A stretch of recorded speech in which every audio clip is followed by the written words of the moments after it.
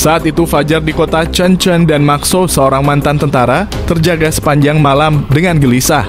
Tadi malam seorang teman mampir dan menginstruksikan Makso untuk pergi ke alun-alun di lingkungan artisan pada siang hari untuk menyampaikan pesan penting. Namun dengan gejolak politik baru-baru ini yang menjawab panggilan misterius ini, hal ini akan berbahaya. Terletak di pantai utara Peru modern selama ratusan tahun, kota metropolis Batako ini adalah pusat Kekaisaran Chimu, kekaisaran paling kuat yang pernah ada di benua ini hingga sekarang. Pagi ini, kota yang tertidur dalam banyak hal terlihat sama seperti sebelumnya.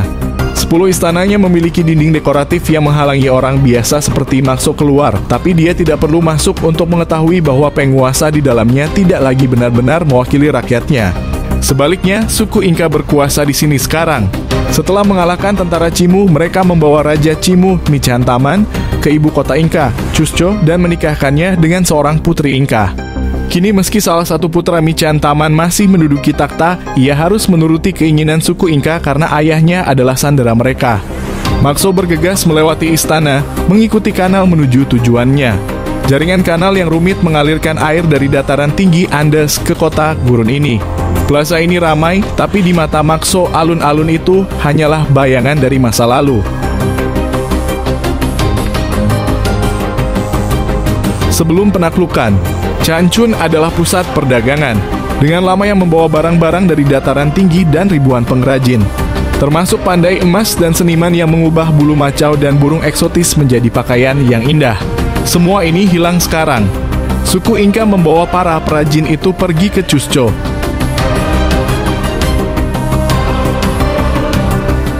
Mata-mata Inka bisa berada di mana saja, jadi untuk berbaur, Makso mendekati seorang pria yang menjajakan makanan laut.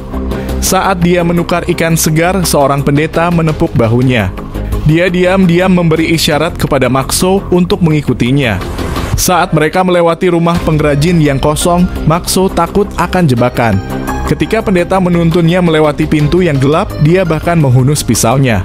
Tapi ketika dia melihat apa yang ada di sisi lain, dia menjatuhkannya. Berkumpul di hadapannya adalah orang-orang berpengaruh dari seluruh kota dan sekitarnya, bangsawan, pemimpin politik dan agama setempat, bahkan beberapa wajah familiar dari tentara. Apa yang tersisa darinya? Mereka diam-diam sedang mengerjakan rencana yang bisa mengubah segalanya.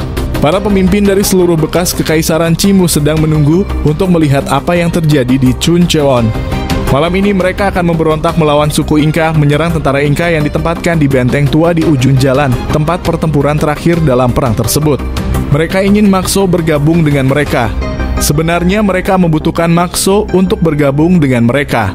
Sebagai satu-satunya yang selamat dari pertempuran terakhir, dia sendiri yang mengetahui tata letak situs tersebut.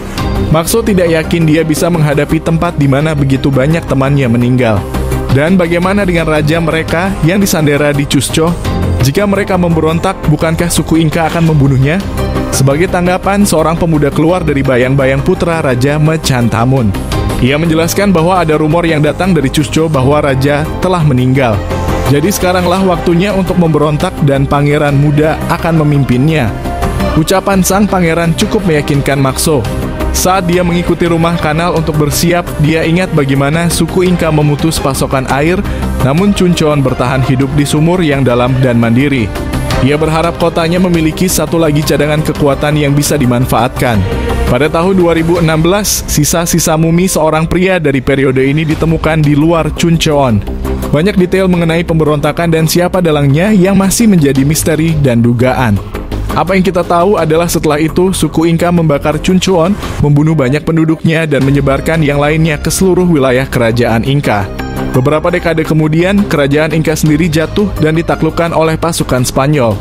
Adapun mumi kami setelah selamat dari banyak luka pertempuran, kemungkinan besar dia akan hidup sampai usia tua dan meninggal karena sebab alamiah. Perjalanan kembali ke 3000 tahun yang lalu ke sebuah desa di sebelah Chuncheon, tempat dukun Kuekso menangkis bencana dengan video ini. Atau lakukan perjalanan 100 tahun ke depan dan saksikan jatuhnya kerajaan Inka yang perkasa setelah video ini.